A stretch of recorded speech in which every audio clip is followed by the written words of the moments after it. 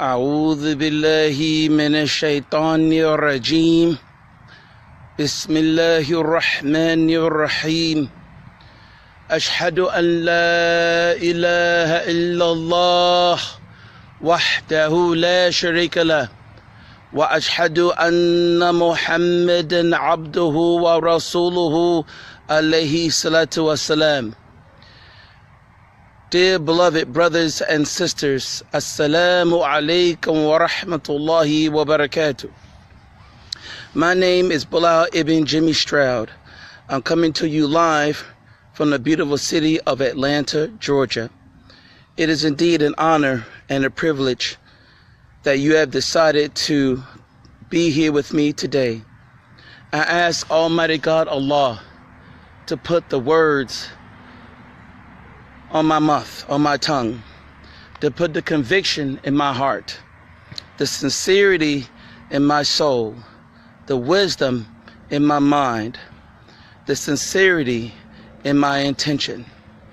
Oh Allah, please forgive me for my sins and let this meet me when I stand before you on the day of judgment. For you the only one that I should worship, and you the only one that I should care. You the only one that sustained me, created me, and it's you, Allah, that I asked that you forgive me of my sins and that you accept this effort from me, Ya Allah. Ameen. Brothers and sisters, again, I'm humbled and blessed that you found the time to join me here today. First and foremost, today's live feed will deal with the recent terror incident that happened in New York City. And I'd like to discuss that today.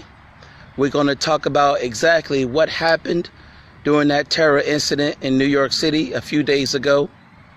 We're going to talk about some questions that I have about that incident.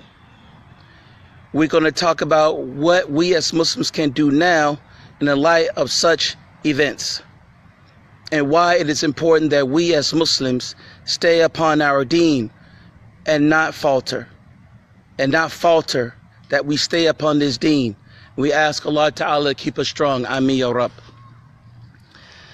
Let me say first and foremost that my thoughts and my prayers are with the families of the victims of that horrible, horrible event in New York City a few days ago.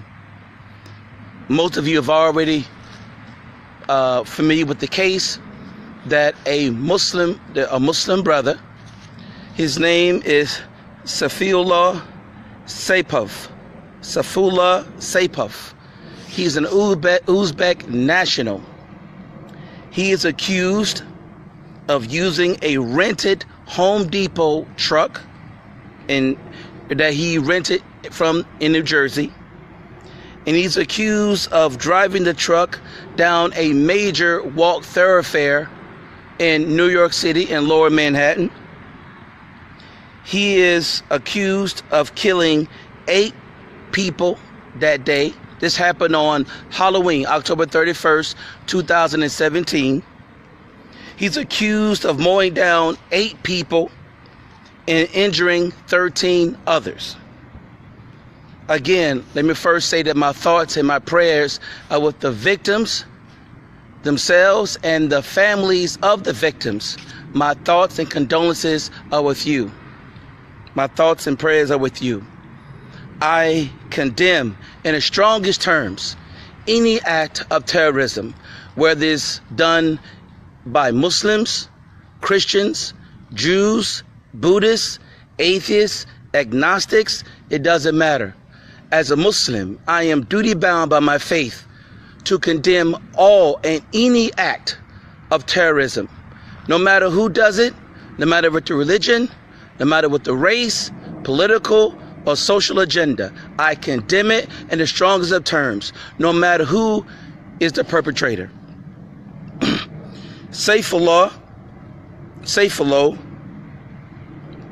drove this truck in Lower Manhattan, New York City, and he killed, as I said, according to news reports, he is accused of killing 8 people, injuring 13 people. According to the news sources, Mr.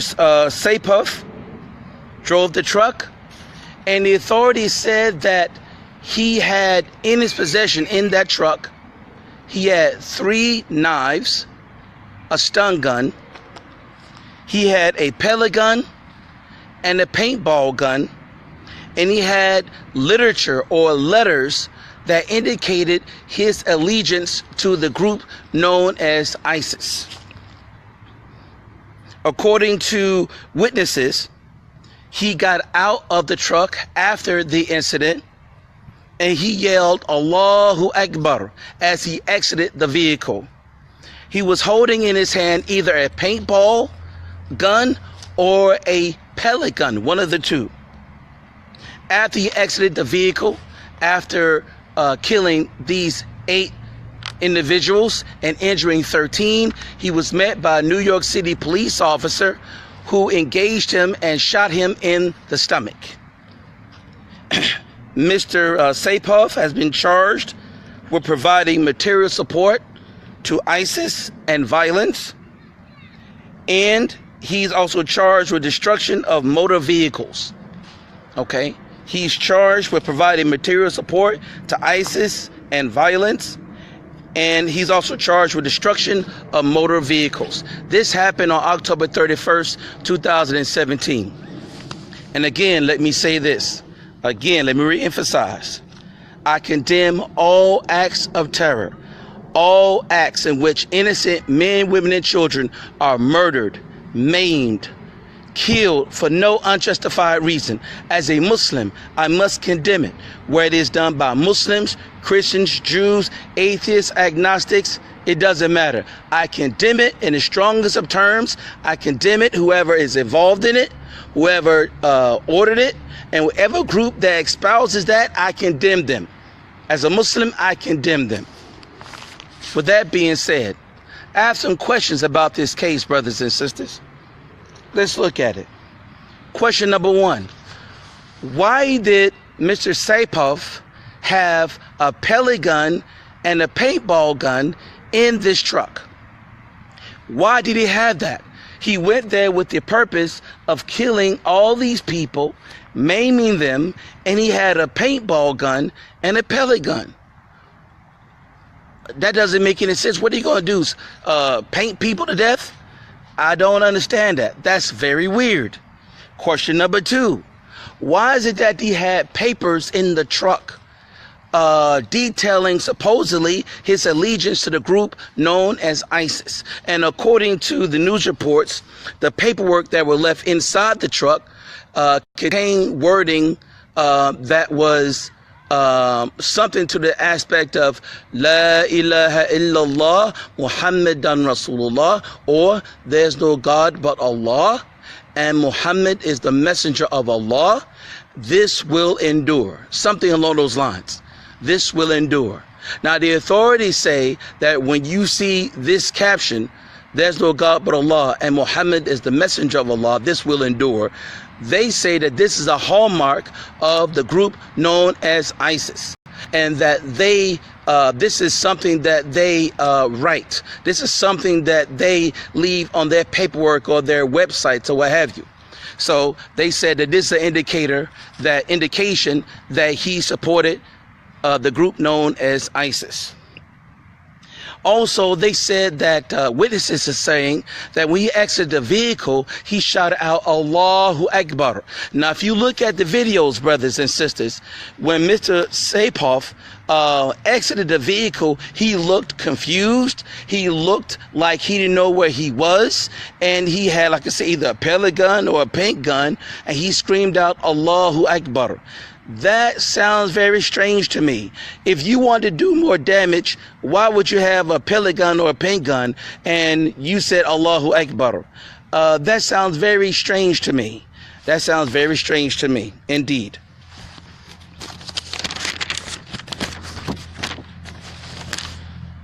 Also, the next question I have is, he's being charged with terrorism. My question to the authorities is, why could he be someone that's mentally deranged? Why could he be just mentally deranged? Why? Why couldn't he be someone that's experiencing some level of some kind of mental psychosis? Like the gentleman in Las Vegas. Stephen Paddock. Stephen Paddock, as all of you know, or you should have known, Stephen Paddock is accused, well, he's deceased now, of killing over 40 people in one night. Over 40 people in one night. And they're claiming that they couldn't find the motive for what he did. Still trying to figure out why he did what he did, allegedly. But the term terrorism has never been used. And we will discuss that point very soon, inshallah. Also, another question I have is this incident that took place on October 31st, 2017. This came a day after very serious charges were levied against President Donald Trump's inner circle.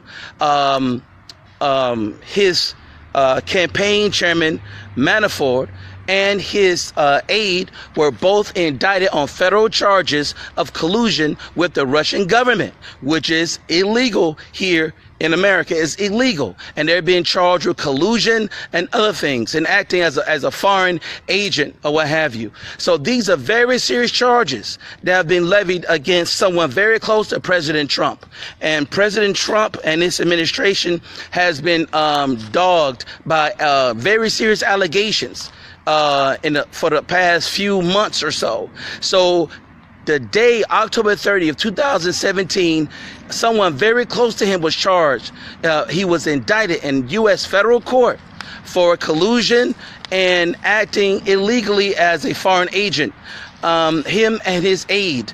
And there's a gentleman by the name of George Papadopoulos who is cooperating with the FBI because he lied to them earlier, and he's willing to cooperate as a witness in this case, that he has evidence that there was some form of collusion on the part of the Trump administration and the Russian government.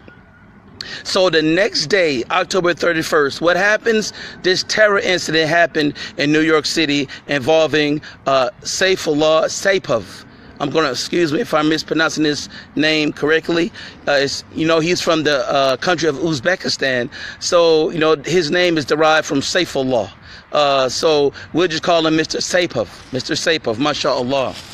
So this happened a day after federal indictments happened. And Mr. Trump has been asked repeatedly about these allegations. And now Robert Mueller, he's a special prosecutor. He started getting very close to the Trump administration, and indictments were handed down. So the day after that, here comes this incident. I think it's, quite timely that this happened the day after some very serious charges were levied against someone very close to President Trump. And there are people here in this country who are asking for Donald Trump to be impeached and be brought up on charges of treason. I didn't say it, but there are people here in this country who want President Trump not only impeached, but charged with treason, because they're alleging that President Trump and his administration, his campaign, were in cahoots with Russia during the recent presidential campaign in which Hillary Rodham Clinton lost in a presidential campaign against Mr. Trump.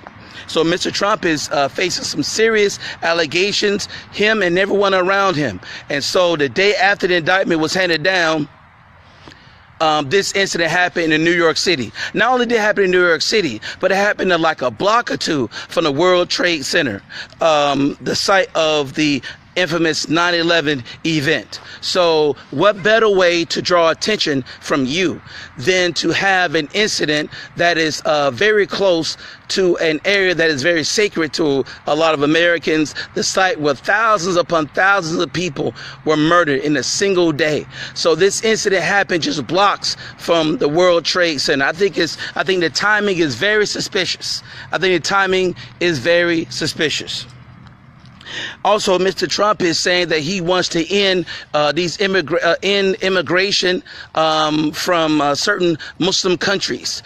He's also called, as you know, a ban for Muslims entering the United States during his presidential campaign, and he has tried unsuccessfully to have that ban put in place, but was struck down on numerous occasions from various federal judges that he wanted to ban.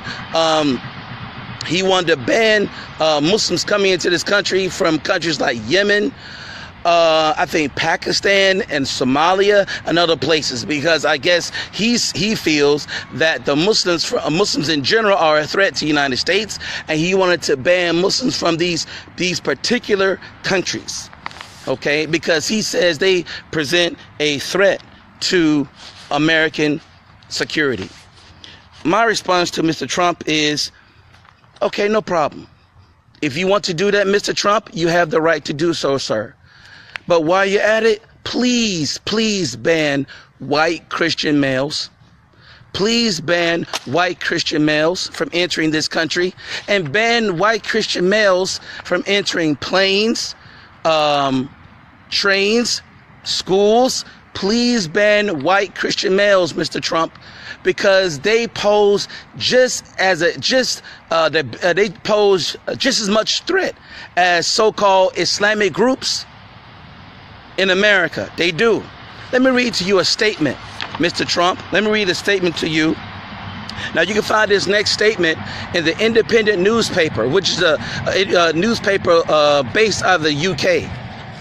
You can find this on this statement was printed on September 28th, 2017. So September 28th, 2017, the Independent newspaper has the following quote by Mr. Chris Wray. Now, Mr. Chris Wray is the head of the Federal Bureau of Investigations. He's the head of the FBI here in the United States. Listen to what Mr. Chris Wray said.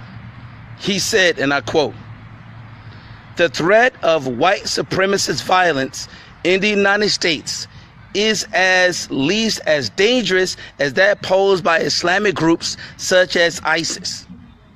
Let me say it again.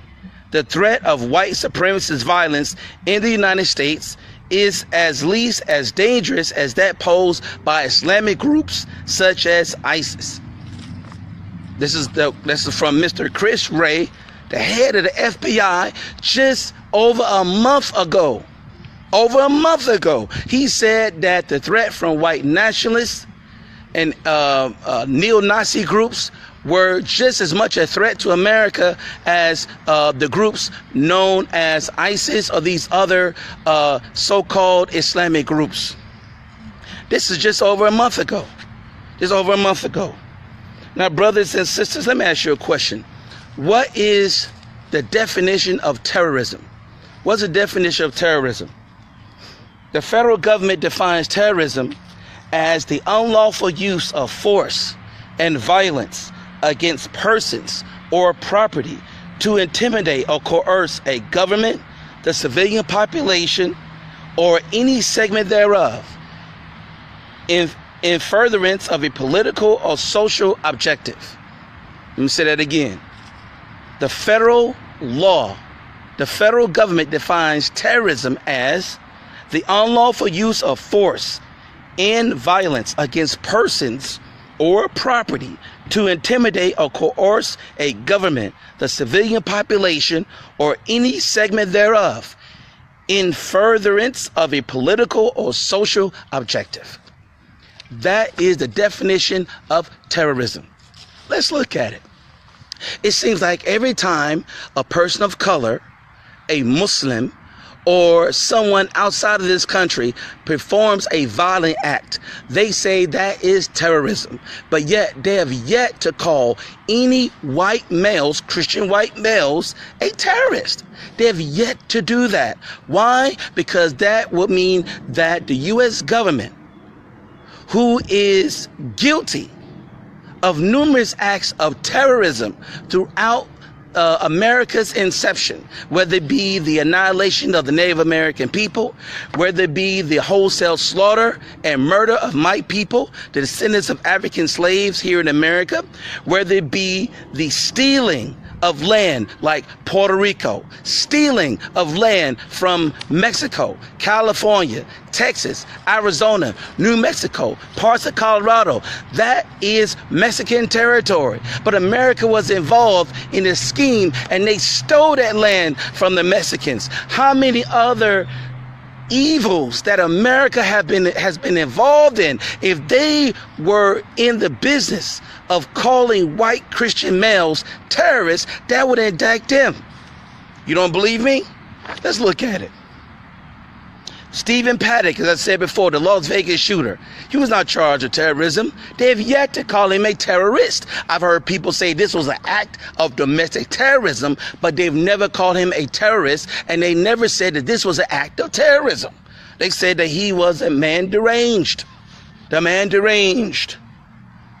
And even mashallah, the group known as ISIS claimed that Stephen Paddock took Shahada, became a Muslim, that he was a soldier of the Islamic State. And that was quickly debunked by people around him, his family, his friends. So the group known as ISIS, they got pie thrown on their face because they tried to capitalize on this issue, but it was a bold-faced lie. This Mr. Paddock had no known religious affiliation, no known political affiliation, but this group called out and said he became a Muslim and he is a soldier of the Islamic State, and that was a bold-faced lie. One proof that the group known as ISIS is fraudulent. It's a fraud, and we get to that later on. Another example, Dylan Roof. Dylan Roof, a white male, a Christian white male, walked into a predominantly black church in Charleston, South Carolina. He walked into the church doing a prayer session one evening, and he sat there with parishioners, engaged in prayer and talked to parishioners there. And after some time during the service, he brandished a handgun and murdered 9 people inside that church that night. He murdered 9 people, 9 African Americans in that church by himself. He murdered them all, and there was one person that was left standing, one person that survived. When asked why he did that, Dylan Roof said he did it to start a race war. He did it to start a race war. That's why he did it. A known white supremacist, a known white nationalist. He murdered those people, my people in that black church, so he wanted to start a race war. Now, what was Dylan Roof charged with? Was he charged with terrorism? No. Let me tell you what he was charged with. He was charged with murder, attempted murder, and use of a firearm, all in the commission of a hate crime. I repeat, Dylan Roof was charged with murder, attempted murder, and use of a firearm, all in the commission of a hate crime. He was not charged with terrorism. He was not called a terrorist. You see the hypocrisy? Let's go on. James Alex Fields. James Alex Fields. He was the gentleman or the person who took a car and mowed down protesters in Charlottesville, Virginia. He took a car. He's a known white nationalist. He was there protesting on behalf of the white nationalists there. He took a car and drove a car through a crowd of anti-white nationalists there in Charlottesville, Virginia. He killed a 32-year-old woman and injured 19 other people. He murdered one 32-year-old white female and injured 19 other people that day. He was there on behalf of the white nationalists. Was he charged with terrorism? Was he called a terrorist? No, he was not. He was charged with what? Second-degree murder, 3 counts of malicious wounding, and 1 count of hit and run. I repeat, James Alex Fields was charged with second-degree murder, 3 counts of malicious wounding, and 1 count of hit and run. You see the hypocrisy? You see the hypocrisy? So there is a narrative that has been sold to the American public since September 11th, 2001. There has been a narrative sold that Muslims are the boogeyman, that Muslims are the cause of destruction of America.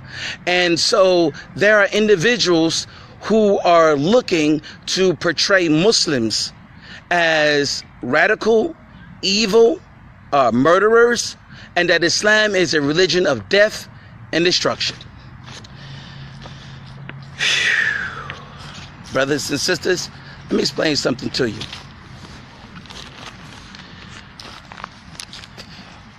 There are individuals right here, right now, who are seeking to impose a one world government.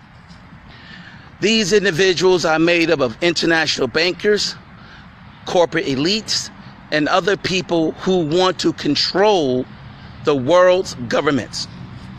They want to control the purse strings, the money. These people don't care about what your race is. They don't care about what your religion is. They can care less what your political affiliations are. They want to control the money. They want to control the world's governments. And they've already started with that. The euro, remember the EU? The first thing they have to do is unite all the currency around the world into one world currency. So you see that now. You see the euro in the EU. They're trying to push the Amero here in the United States, where Canada, America, and Mexico will be on the one united currency called the Amero. They pushing for that right now, right? If you look throughout the world, cashless societies are coming up right now. There's a big move to not use money, but to use cards, to use, not to use cash, but to use cards. They want a paperless society. And now they're using chips. Now they're putting chips in the hands and the hands and arms of people. So therefore, when you go to the store, you want to buy food, you wave your arm or your hand, or maybe retinal scans to determine who you are. You wave your hand, and the chip in your hand will, if you go to the store, you wave your hand, and the chip will read your hand, and it will deduct from your bank account the money. Okay, so these chips, along with the unification of currencies, along with a push for a society that is free of religion, because religion is the main obstacle to their world domination. Religion, i.e. Islam. Islam is the one thing that they have to obliterate in order for their dastardly plans to come about. You Muslims, you and I, we are the boogeyman, and they are using us to create in the minds of the people a boogeyman, so that we will be seen as evil, Islam be seen as evil. And what better way to gather the people and galvanize the people's support around you but to have an enemy? If you don't have an enemy, you will create an enemy, so that the people will be so fearful and so scared they will give up their rights, and so that they can have safety and security. They will give up their rights so that they could be free, they could be safe and free. That's what they do. And that's what it is. Islam is the only thing that stands in their way. Russia has been broken up. USSR, as it was once known, has been broken up. So now the only thing that stands in their way is La ilaha illallah Muhammadan Rasulullah. So what better way to turn the people away from Islam but to create a group or groups that will call themselves Muslims, but they will go around and do all bunch of evil and fitna to turn the people away from Islam, one, and to have a perpetual boogeyman. That's why they named it the War on Terror. War on Terror. That's such a general term. When would the War on Terror end? When will the War on Terror end? It won't end, because it's a general term. That's like saying I want to have a war on hate. How are you going to win a war on hate? You won't. It will go on forever, forever, forever without ceasing. And this is what they want. And what better way to control the minds of the people, to create in the minds of the people a fear Every time you look around the corner, remember they were saying, if you see something, say something. If you see something, say something. Look around the corner. Every time you see a Muslim, you see them as a potential threat. You see them as a potential threat. So Islam is the main obstacle to their world domination.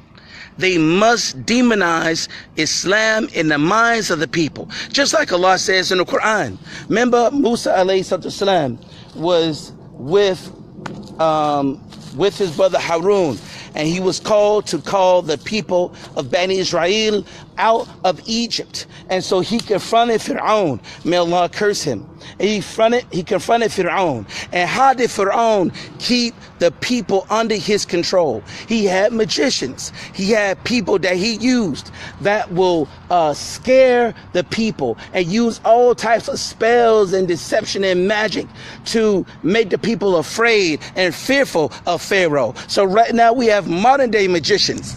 We have modern day magicians whose goal is to keep the people in a constant state of fear.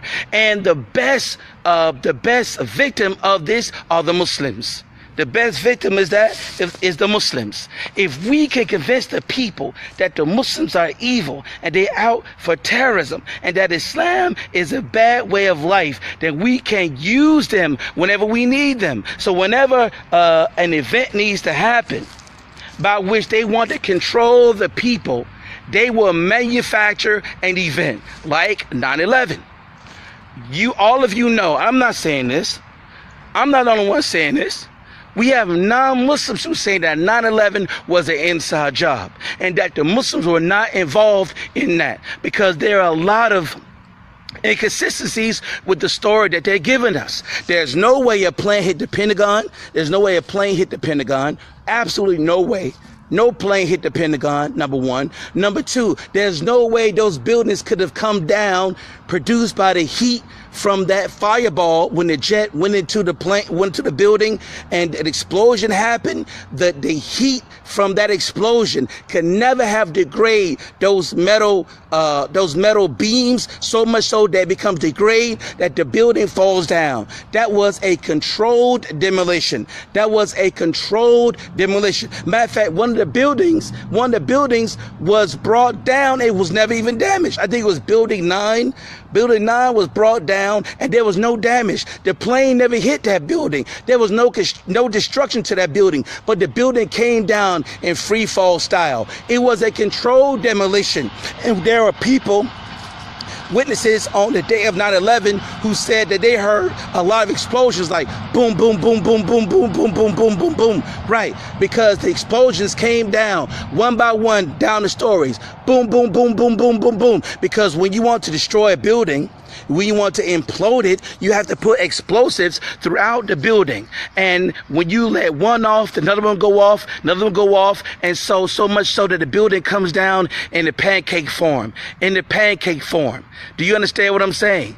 You understand what I'm saying? So this is key. This is why 9/11 was an inside job, and the Muslims were not involved in that. Matter of fact, when President Bush called the Taliban in Afghanistan and told them, we want to see Osama bin Laden, hand them over, the Taliban said, what is your proof that Osama bin Laden was responsible for 9/11? And George Bush said, we don't negotiate with terrorists, hand them over. They said, this man is a guest in our country. What is your proof? We'll turn him over to a third party. And they began to bomb. Brothers and sisters, we're dealing with shayateen. We're dealing with devils. We're dealing with people who would kill their own people to further a world political agenda designed to control and manipulate the people. And we, the Muslims, are the boogeyman. There's a movie out called Long Kiss Goodnight. It's an older movie, Long Kiss Goodnight, starring Samuel L. Jackson. In that movie, Samuel L. Jackson, I believe he played a detective. He found out that there was a plan to destroy some buildings and killed a lot of people. And he confronted the person who was in charge of carrying out that particular terrorist act. And when he confronted them about it, he said, why would you do that? You won't kill a lot of people. He said, so what? We just blame it on the Muslims. We just blame it on the Muslims so that we can get the funding that we've been looking for. We just do it and blame it on the Muslims. They'll believe it. Just blame it on the Muslims. I'm just telling you, these people are so arrogant, they would tell you what the plan is in the movies. Look at Bourne Supremacy. Remember Jason Bourne? Jason Bourne was a CIA assassin, and he was implanted with a chip by which the authorities could turn that chip on or turn that chip off and order him to assassinate certain individuals. When the chip was removed and Jason Bourne didn't know what was going on, they tried to kill him, but he was under orders to kill other people. He was under mind control. There was a chip implanted in him. Manchurian Candidate, the same thing, brothers and sisters, the same thing. So could it be that if this brother was involved in this situation in New York City on Halloween, October 31st, 2017, could it be that maybe he was under some form of mind manipulation, mind control? Could it be that there's a chip implanted in him to make him do all these different things? Because I'm telling you, I have been a Muslim over 20 plus years, and Islam does not, I repeat, does not condone the murdering of innocent men, women, and children. That's evil. That's murder. And we're not with that. We're not with that at all. This is not what Islam is all about. But your enemies, who wants to push a certain agenda, your enemies want to create a mindset in the people that the Muslims are the greatest threat to all of human civilization. And I'm telling you, brothers and sisters, it is not. But alhamdulillah, Allah subhanahu wa ta'ala will help the believers as long as we stay upon our deen, as long as we stay true to La ilaha illallah Muhammadan Rasulullah. Allah will protect us from our enemies. They plan, and Allah too plans. Allah is the best of planners. I don't care what they decide to do. I don't care what schemes they put forth. I don't care how many groups they manufacture and give them Islamic names to throw the people off. Islam will still be victorious. Allah, the Messenger of Allah, alayhi salatu wasalam, has told us that Islam will enter every house, whether it be the city house or the desert house. Islam will be victorious, alhamdulillah. And again, I've been a Muslim since 1991, and I'm telling you, the growth of Islam is exponential. And matter of fact, around the world, they say Islam is growing so fast. Islam, the Muslims will surpass the number of Christians in Europe in the next 100 years. The number of Muslims will surpass the number of Christians in Europe within the next 100 years. Islam is growing. Islam is deen al-haq. But we, you and I, must stay true to our deen. Our enemies are planning day and night, day and night, day and night. And they will continue to manufacture so-called Muslim groups to do evil and fitna around the world. But the leaders of those groups, I personally believe, the leaders of those groups are handpicked by our enemies, and that there are brothers and sisters within those groups who may be well-intentioned, but they don't know that the head of this whole movement is from Shaitan. The heads of these movements have been handpicked by our enemies so they could dissuade people from Islam and create a perpetual boogeyman. I kid you not, because I'm telling you, La ilaha illallah Muhammadan Rasulullah. Islam is the deen al-haq. It is the truth. And so if you look at the time of Musa alayhi salam, look at Salih alayhi salam, look at all the Anbiya, when they came with this truth, when they came to the dawah, when they came with dawah of La ilaha illallah, what did those who opposed them do? They threatened their character. They offered them money to stop the dawah. They threatened to kill them to stop the dawah. They threatened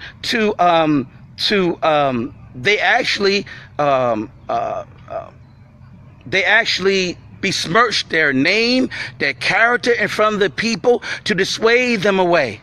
Isn't that what Fir'aun did to Musa alayhi salam? When Musa alayhi salam came to Fir'aun to tell them about Allah, to tell them to let the people, children of Israel, go and come back to the worship of Almighty God Allah. What did Fir'aun do? What did Fir'aun do? He slandered Musa and made fun of him and tried his best to embarrass him so that the people will not follow the teachings of Musa or follow the prophethood of Musa alayhi salam. Do you think that you any different? Do you think that you any different? Brothers and sisters, as long as you stay true to La ilaha illallah Muhammadan Rasulullah, your enemies, your enemy, my enemy, will do everything in their power to dissuade people away from you. They control the news, they control the movies, they control the internet, they control the school system, they control the banking system. They will do everything in their power to embarrass you, besmirch your character, and to besmirch the legacy of Islam to the people. But alhamdulillah, even with all of that, the people are still accepting Islam, and people still coming to Islam. I personally have given people shahada in America, in Atlanta, over the years. People are still coming to Islam because Allah has promised us. He's promised us that this deen will supersede all other ways of life, even though the mushrikeen and the kuffar hate it, even though they hate it. But the question is, can you stay strong? Can I stay strong? We must not turn our back, because this deen is deen al-haq. And when we go before Allah subhanahu wa ta'ala and he asks you, why did you stop wearing your khimar? Why did you stop praying? Why did you change your name from Muhammad to Bob? When you stop doing these things, embarrassed to be a Muslim, and that you don't longer want to be a Muslim, what are you going to say? Oh, well, I didn't want people to look at me weird. I want people to look at me differently. So, I stopped wearing the khimar. I stopped wearing the thawb. I cut my beard. I didn't want anybody to look at me strange. But Allah, he's the one that made you. He's the one that created you. And he gave you a duty and responsibilities to fulfill. That's not going to be a valid excuse why you left off your salah, why you left off the da'wah, why you left off being a Muslim. That's not a valid excuse. And Islam will continue to grow. But what's going to be your place in it, brothers and sisters? If you want to be with the victorious group, meaning the Muslims, the believers, you must stay true to this deen. Now, with that being said, what are we going to do now? We have this terror incident that happened again. This terror incident happened on Halloween 31st, and there'll be others. There'll be others that's going to happen. There'll be other incidents happen around the world. It's not going to stop. Your enemy has a perfect storm. War on terror. That will go on forever, and it will never stop. And you notice everywhere the Muslims are, anywhere there's a conflict, you notice there's always natural resources there, like oil, minerals, gold, gems, copper, stuff like that. It's always something that is there, but they use the cover of terrorism to go into these countries to destabilize them, so that they can set up a base wherever they are. And they use you as the boogeyman. All this stuff is a joke. It's a ruse. And you have been used. And you have been lied to for the past 17 plus years. But all praises are due to Allah. I don't care what happens. I see through that evil. I see through it. I see through it. La ilaha illallah is the ultimate truth. And these shayateen, they will keep going. And it's not going to stop. It's not going to stop. So, what are we going to do now, brothers and sisters? The first thing we need to do is remain calm. Remain calm, because we've been given a promise by Allah subhanahu wa ta'ala and his messenger that Islam will be victorious. We just have to be truthful to the deen and continue to call the people. And we must realize that we are dealing with known liars, known deceivers, people who will lie consistently, who will lie and kill their own people to further some political or social agenda. Remain calm, brothers and sisters. Don't flake out. Don't flake out. Qadarullahu ma shaa fa'ala. Whatever Allah will, that take place. Whatever Allah will, that taking place.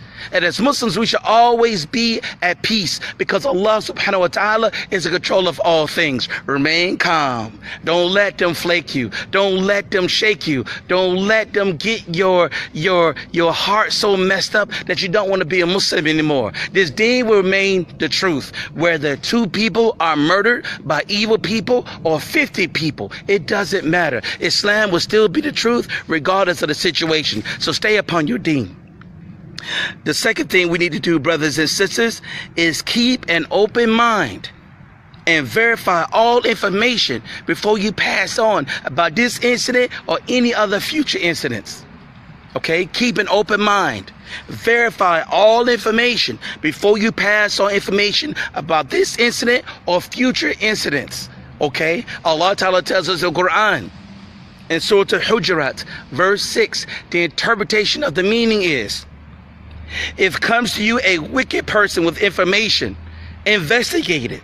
Lest you harm a people in ignorance, then be grateful for what you have done.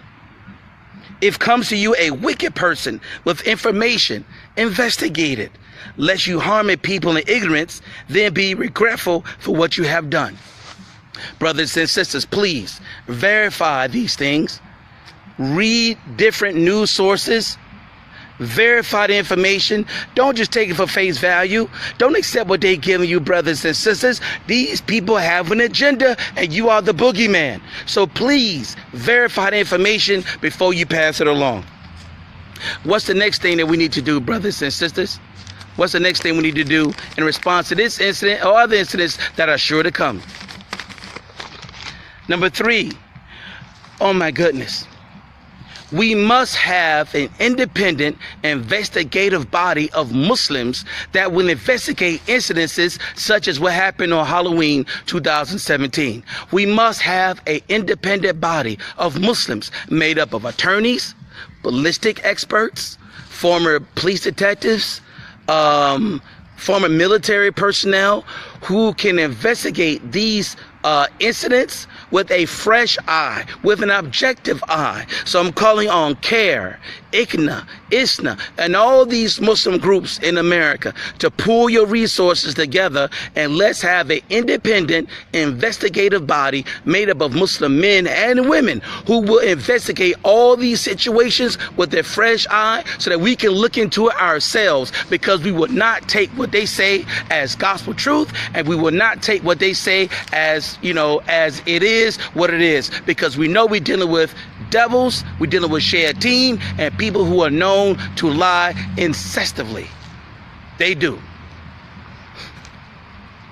The next piece of advice I give to my brothers and sisters is every city must have a disaster preparedness plan. Every single city, the Muslims, the leadership in each American city, the Ummah must convene councils, conferences by which we can develop a disaster preparedness plan for the Muslims. Right? We must have that in cases of tornadoes, earthquake, or natural disasters or not so natural disasters. Every single city, every city must have a plan to deal with events such as this so that we could be on the same accord. We have to have that. We have to have that, brothers and sisters. MashaAllah. Another piece of advice I give to my brothers and sisters, that now is the time. Everybody, every city must have their own set of Muslim schools. If you have your children in public schools or an environment where the majority of people there are non-Muslim, I'm encouraging you either to pull them out and put them in Muslim Islamic schools or homeschool them yourself. Now, I'm not crazy. I know we have situations where some of these schools are so expensive, and that's by design, because some of our brothers who have an agenda of their own don't want certain individuals in their schools. Let's be real.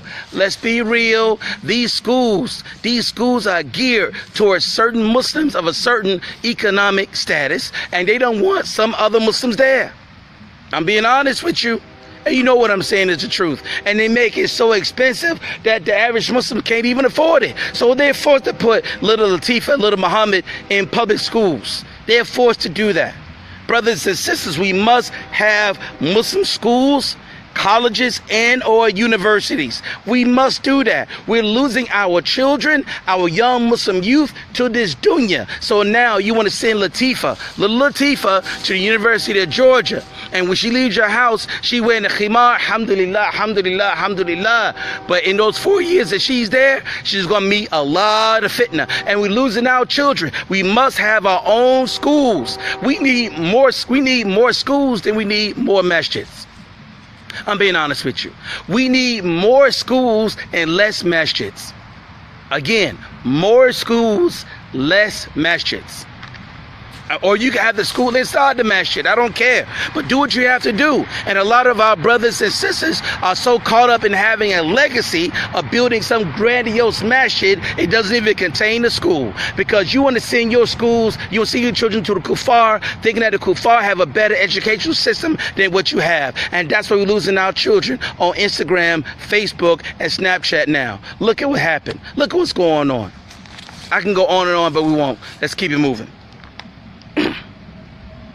Every Muslim right now, if they have a desire to be married, they need to be married or under the care of a Muslim man, a wakil. Okay, because in cases like this, when incidents of these type things happen, like what happened in New York on Halloween afternoon, the first thing the kuffar, the cowards do, they will come after the Muslim woman. They will come after the Muslim woman.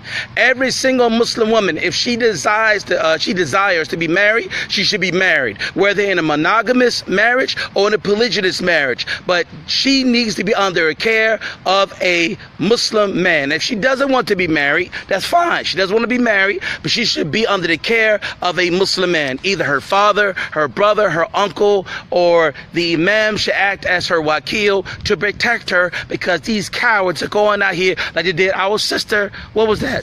What city was that? I think Wisconsin, maybe Minnesota. Remember that? The guy came, he assaulted the sister, raped her, and murdered her.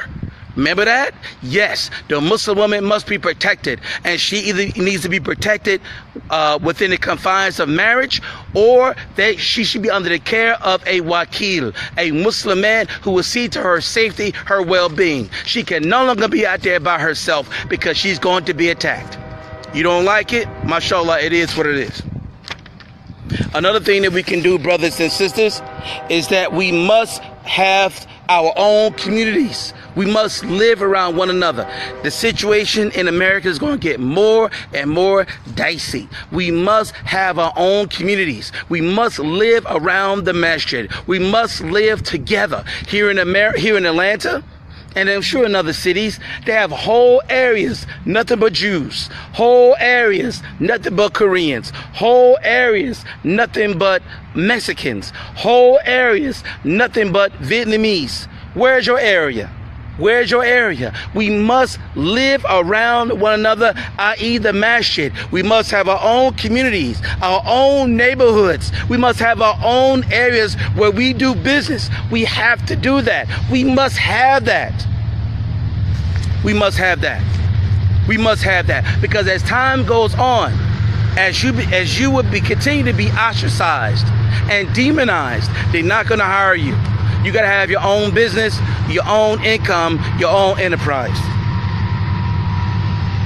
Another thing, brothers and sisters, that we must do is that we must stay and increase in the da'wah. We must increase and stay upon the da'wah. In these times like this, Muslims get afraid. Muslims get scared. We must continue to call the people to La ilaha illallah. That's one of their goals, to keep you from stop calling people to Islam, to keep you away from calling people to Tawheed.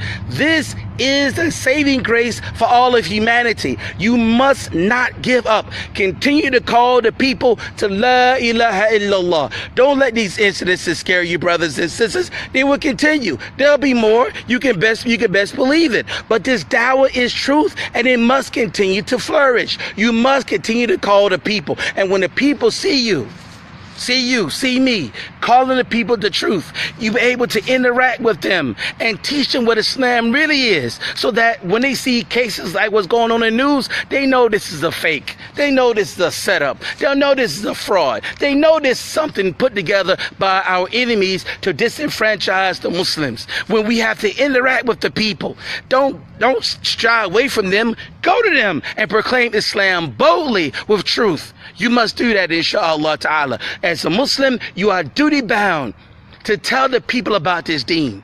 If you can't tell them, write something. If you can't write it, then help somebody else who can spread the message. But you cannot just live here in America and go to work day in and day out and retire somewhere in Sarasota, Florida. You have to get involved in this deen. If you don't get involved with this deen here in America, many ulama say that one of the conditions of living in one of the conditions of living among the kuffar is that you must be there giving dawah. You must be there establishing Islam. You can't just live here and just go to work day in and day out. Don't say nothing to nobody. Change your name from Muhammad to Jerry, and you don't say nothing to nobody. And the masjid becomes some kind of cultural center where you can just go by there, observe your religious duties, and go home and don't say nothing to your neighbors, don't say nothing to your co-workers or nothing. And that now Islam is seen by a lot of people as my culture, my people, and we just here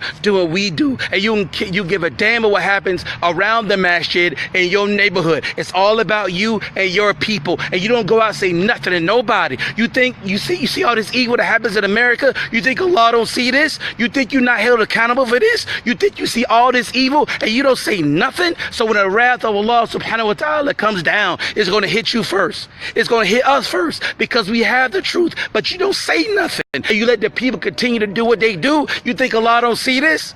You think you absolved from that responsibility? La hawla wa la quwwata illa billah. Brothers and sisters, if we stay upon our deen, Allah subhanahu wa ta'ala will protect us in the midst of our enemies, just like He protected Bani Israel among their enemy was Pharaoh in Egypt. Remember that? They stuck to the deen. They held on to La ilaha illallah. And Musa was their prophet. As long as they stood on that path, as long as they stayed true to the deen, Allah protected them from their enemy, from Fir'aun. So when Allah Ta'ala sent down the plagues, the frogs, He turned the water to thick blood and all that kind of thing. The land, the water of Bani Israel was still pure. It was still drinkable. But the water of the kuffar was tainted, thick blood. Well, frogs were jumping into the bedrooms and the food and the pots of the kuffar. The homes of the believers were kept clean, alhamdulillah. The frogs did not come near. Why? Because they stood firm on the truth of La ilaha illallah, Musa Nabi Allah, Rasulullah alayhi salatu. But in our time, it's still La ilaha illallah, but we're in the ummah of Muhammad sallallahu alayhi wasallam. So we say La ilaha illallah, and Muhammad is the messenger of Allah alayhi salatu. If we stay true to our deen, Allah will protect us in the midst of our enemies, just like He protected Bani Israel among Pharaoh and his troops. Do you understand what I'm saying? We're dealing with shayateen. Do you think the shaitan is only Iblis? Iblis is a proper noun. Iblis is his name. He's a shaitan. He's one shaitan. But the shaitan is a common noun. Okay? And what is a devil? What is a shaitan? A shaitan is a person who stands in direct opposition to the laws and the commandments of Allah subhanahu wa ta'ala, who consistently does evil and corruption in the land. That is a shaitan. And Allah ta'ala tells us in the Quran, the meaning is that for every single prophet He sent a enemy to them as well, a shaitan from among men and jinn. From among men and jinn. So Allah subhanahu wa ta'ala has sent enemies to every single prophet who oppose their dawah, who oppose Islam. Why do you think that you are any different? Who are your enemies right now? You know who your enemies are? The same people who want to cause the evil and fitna in the world. They control the media, they control the news, they control the banks, they control the schools, and they have carte blanche whatever they want to do. You have to stay upon your deen. If you stay upon your deen, Allah subhanahu wa ta'ala will save us from our enemies. Another thing that we can do, brothers and sisters, is we must Be vigilant. If we hear any brother or sister talking about they want to do some kind of act, they want to hurt people, they want to harm people, report them immediately to the imam or the authorities. This is a trick, because we have agent provocateurs among us. People who will come among us, say that they're a Muslim, and try to get you to do some evil, get you to rent some rider truck and do something crazy. If that somebody comes to you with that foolishness, you report them immediately to the master security, to the imam, or to the authorities. This is an agent, because you and I know that Islam is not upon that. And if there are Muslims who are upon this, they are extreme, and we must stop them.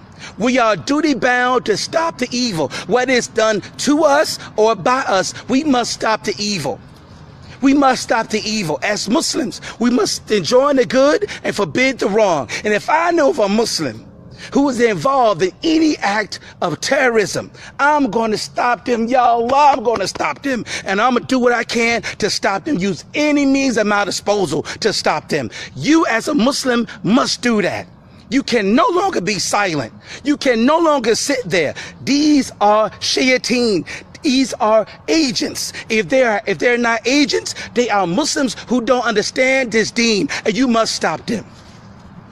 You must stop them. May Allah subhanahu wa ta'ala watch over us and strengthen us, and let us stay upon this religion, because this religion is deen al-haq, and the people are still coming. Wallahi, they still coming. Subhanallah. Man plans and Allah two plans. Allah is the best of planners. Don't give up, brothers and sisters. Don't feel bad. Don't let these people cause you to feel uneasy about being a Muslim, because you're going to see a great falling away now.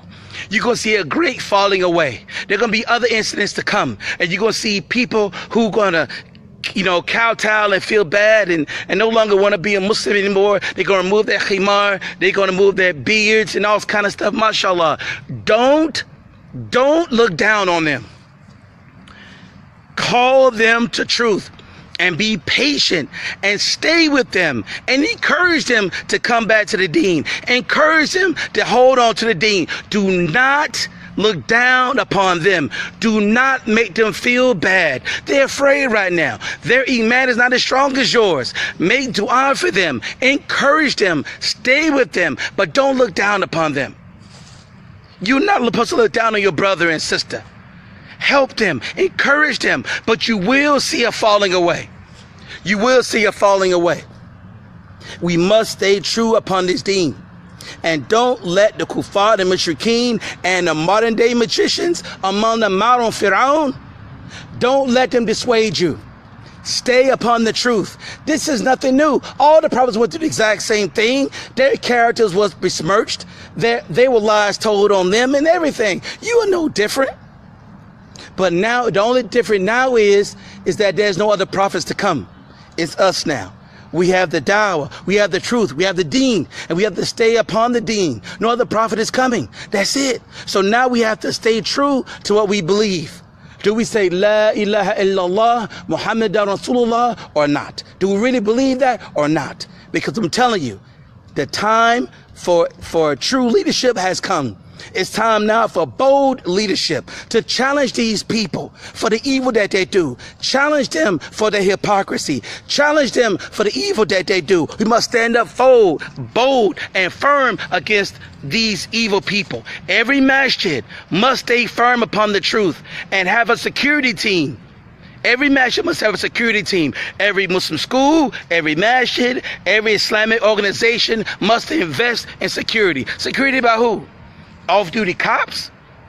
La ilaha illallah. No, by Muslim men and women who protect the houses of Allah and protect the Muslims. Stay upon your deen. Stay true. And Allah subhanahu wa ta'ala will protect those who believe in Him. And Islam will be established in America. Don't let these people dissuade you. Islam is the only thing that stands in their way. You cannot lay down. You must stay upon the haqq. You must stay upon the truth. And don't give up. Keep going.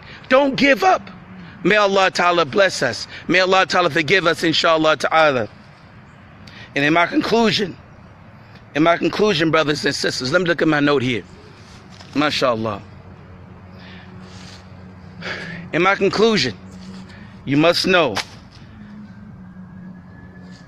that if we stay true to this deen and encourage one another to stay true, then our faith will grow in abundance.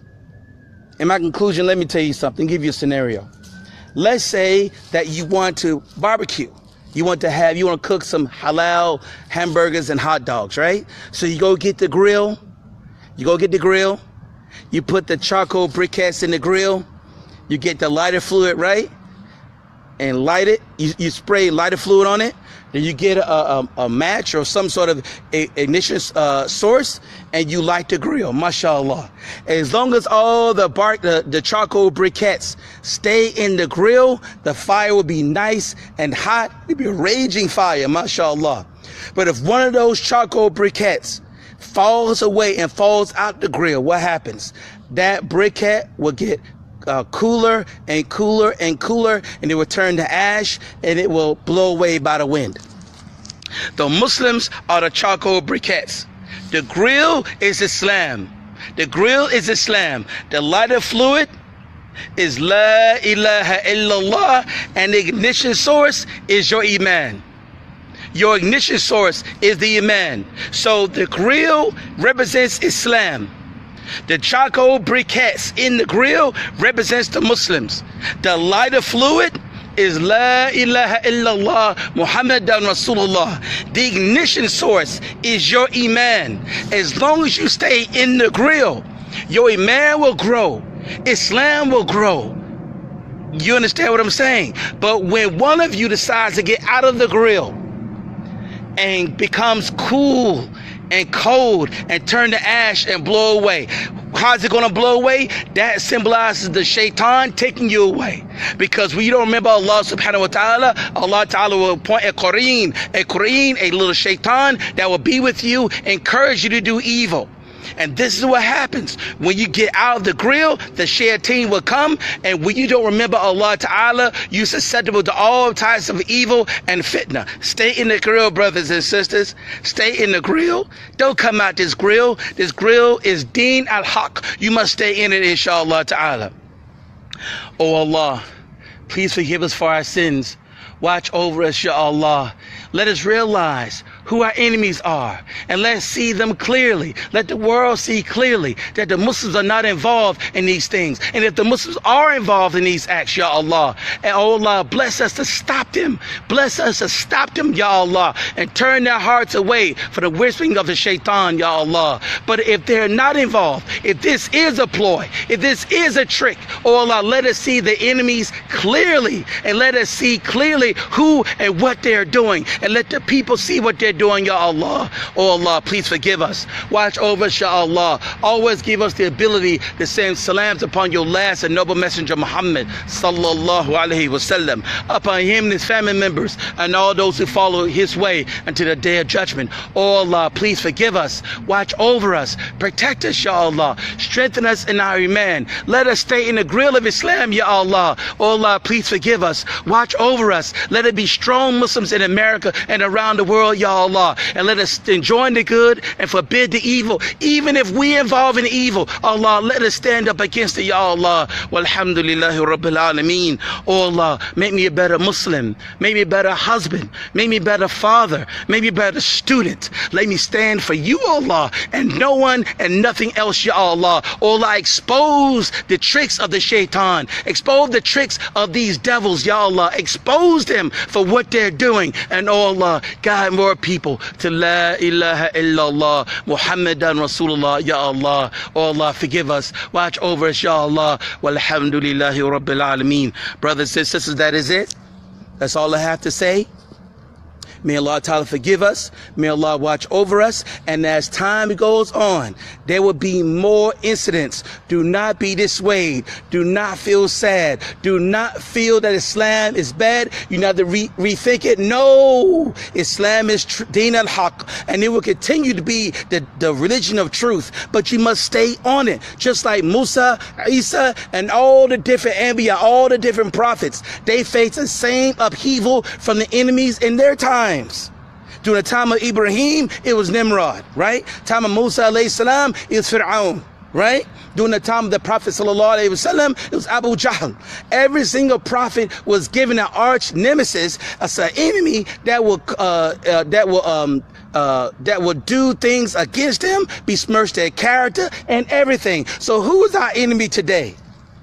Who is our enemy today, brothers and sisters? I'll leave that for you to answer for yourself, mashallah. We're not going to go into it today. May Allah ta'ala reward us. May Allah forgive us. Oh Allah, please forgive us, ya Allah. Oh Allah, please forgive us, ya Allah. Walhamdulillahi rabbil alameen. If you want to contact me, my name is Bilal Stroud. You can contact me via email, bilal.stroud@gmail.com. That's Bilal, B-I-L-A-L .Stroud. .STROUD@gmail.com. That's Bilal.Stroud@gmail.com. You can also find me here on Facebook, Bilal Stroud on Facebook, B-I-L-A-L, last name Stroud, S-T-R-O-U-D. You can also find me on Instagram, Bilal Stroud on Instagram, B-I-L-A-L, S-T-R-O-U-D, mashallah. Any questions, concerns, or comments, please correct me. You correct me here live, or you can send me an email and correct me. If I said something wrong, it's from myself or as shaitan, la'nat Allah. But if what I said was right and good and exact, it's from Allah subhanahu wa ta'ala. It's from Allah subhanahu wa ta'ala. If I said something wrong, it's from myself or as shaitan. May Allah curse him forever. Walhamdulillahi rabbil alameen. I have to go, brothers and sisters. It's getting close to Salatul Maghrib here in Atlanta. May Allah reward you as I leave all of you in peace. Assalamu alaikum wa rahmatullahi wa barakatuhu.